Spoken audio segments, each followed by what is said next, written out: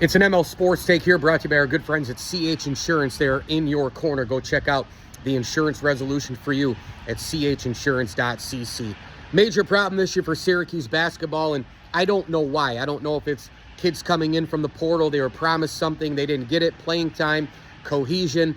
Maybe it's a situation where guys aren't getting along once they started losing, a chemistry situation.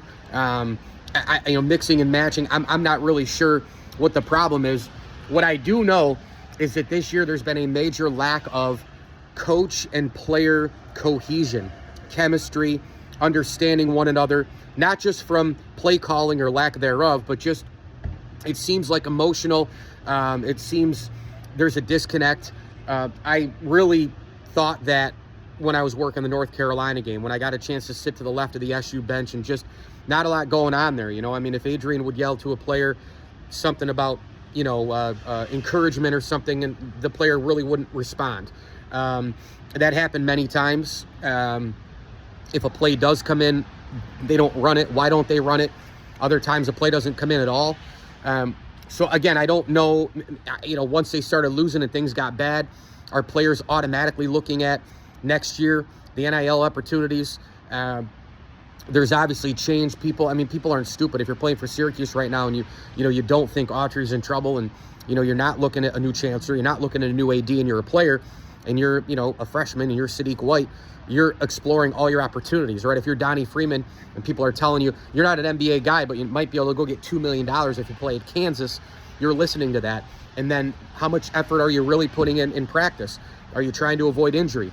Do you have to listen to Adrian anymore because you know where you're going? I don't know what the reason is, but the player, coach, maybe assistant coaches down the line too. I gave everybody that example of Alan Griffin yelling out to the guys like, "Come on, guys, we got to go," like last kind of shoot around and monkeying around in the North Carolina game before the last locker room stay.